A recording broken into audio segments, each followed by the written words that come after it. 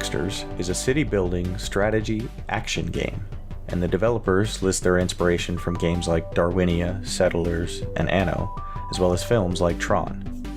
Between the visuals and playing for a bit, I can certainly see some of those influences. Now, it should be noted that the game itself is very early access, and at the time of recording this, it's only version 0.1.2, so bugs should be expected if you pick this up before full release. But the developers have been pretty good about interacting with the community, checking out live streams and YouTube videos, and seeing what they can learn from how folks are playing the game, and where they struggle with it. Though with only one or two exceptions, what I've seen thus far has been a pretty polished project. You play the game as the user, working in concert with some helpful programs that introduce themselves and teach you about the game mechanics along the way.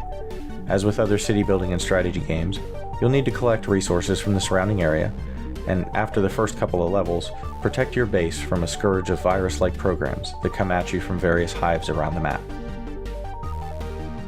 Initially, you're just focused on building a few buildings and gathering resources that are close by, but soon enough you'll find yourself under siege from these little red creatures intent on destroying your carefully placed infrastructure. All you can do to protect yourself in the beginning is place some turrets to keep them at bay, and they're generally well suited to that task, provided you place them properly to cover one another.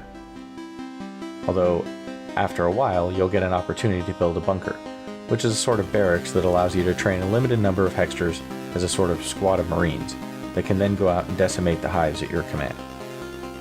As you acquire resources and refine them to bits, you can build other stations to refine those bits to bytes and the bytes to triangles.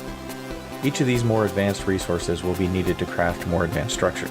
The only gripe I had with this is if you're not careful and you leave these refineries on, you can run low or even out of bits in some cases, and there didn't seem to be a way to break them back down. This could lead to a game-ending situation where you're unable to continue due to a lack of proper resources.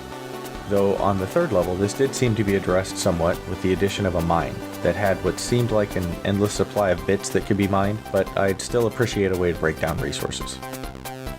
Early on, the camera is zoomed in, a little too close for my taste, and you're unable to zoom out very far in order to get a bigger picture of what's going on, and there's no minimap feature. A few levels in, you'll gain the helpful ability to build an uplink, in addition to your survey station, and it allows you to zoom much further out and get a better view of things. Once you've got your main infrastructure down and protected, a scout drone, and some Hexter Marines, it's time to explore and branch out. Currently, the game only has 3 levels available to play, though the devs seem to be working tirelessly to add more content, refine what's available, and communicate with the community. I noticed when playing that sometimes the Hexters would seem to be confused or not know what to do in a few cases, and it was difficult to get them to follow orders and mine a resource or repair an old building. Like one issue I ran into with the scout drone, I wonder if it's a pathing issue that we'll need working on. At one point, you can construct a vehicle called a bit loader that you can load up with lots of bits, and it will transfer them and several other Hexters who you can assign to it around the map at a much faster speed, and you can then unload the bits for construction. While this works really well and it's a nice addition, it seemed a little strange when the truck wouldn't unload on command. I later discovered that they only seem to unload if there's an active construction project in need of those resources, but thought they should be able to unload to a storage area. There's a feature that allows you to pause or speed up time, and I cannot say enough nice things about that. I absolutely love this feature, as I can get fairly impatient when just waiting for them to mine or refine resources or construct buildings. Lastly, though I believe very importantly, I would very much like to see an option for custom keyboard mappings added to the game, as well as some kind of slider to increase the movement speed of the screen. You can use WASD or the arrow keys to move the map around, but it's very, very slow when zoomed out. You can also click and drag the map, and that's much faster, but at least for myself, I like to move the map around with the keyboard while keeping my mouse free for other tasks. I have to say, at first when looking at this game, I thought the trailer was rather funny.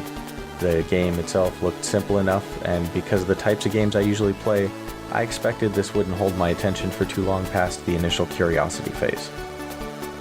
I'm actually pleasantly surprised to say that I got sucked into the game and lost track of time. Not only did it hold my attention and keep me entertained, but I found that I kept wanting to explore and expand across the map. Hexters is available in early access on Steam for $19.99 US. If you like this preview, be sure to give it a thumbs up, and if you're new to the Bamsters channel, well, go ahead and button mash that subscribe link. If there's a game you'd like us to take a look at, or if you have thoughts on this video, be sure to comment below. The developers from Draconusx Entertainment were kind enough to provide a review key for us, and the game was played on PC.